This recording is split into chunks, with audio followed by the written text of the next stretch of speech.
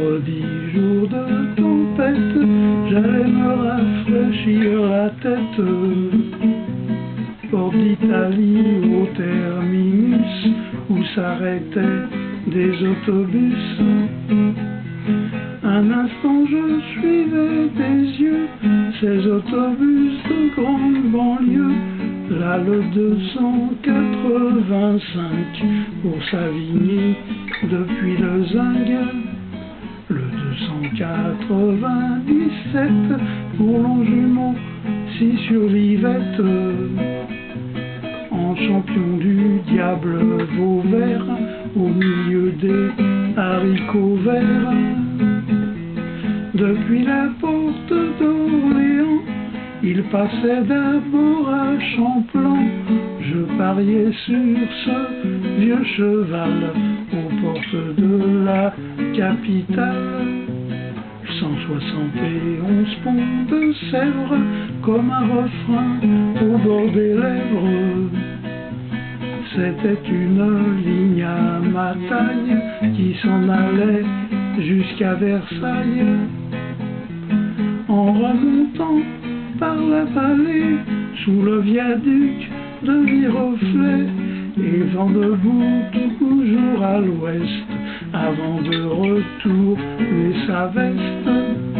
Pour le 244, y avait pas besoin de se battre. C'était une ligne de fuite, comme le 258.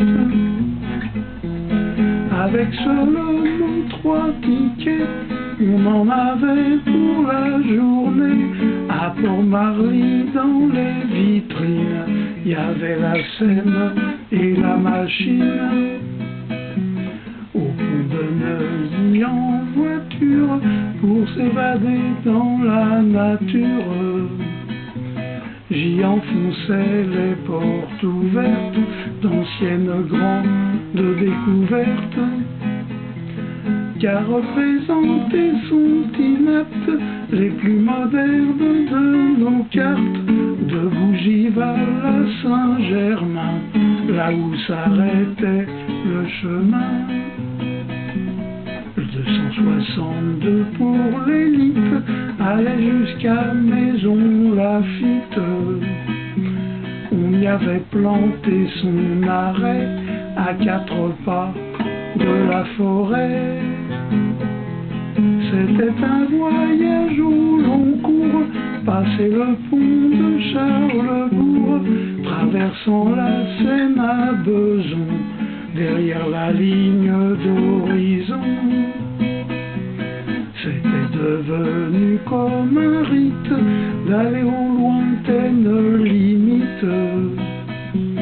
Et juste en fermant les paupières, de franchir là-bas les frontières, d'où l'on ne voyait plus Paris, noyé sous les intempéries, dans les steppes au bord de l'Essonne, où il ne montait plus personne.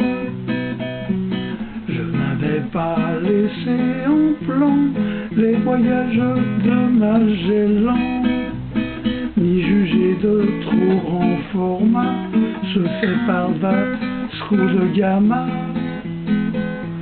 Et quand je trouvais ça trop long, je songeais à Christophe Colomb, devant changer à République pour aller quartier d'Amérique. Tout ça se passait dans la tête d'un machiniste à la retraite, qu'aimait conduire par tout climat ces autobus de cinéma,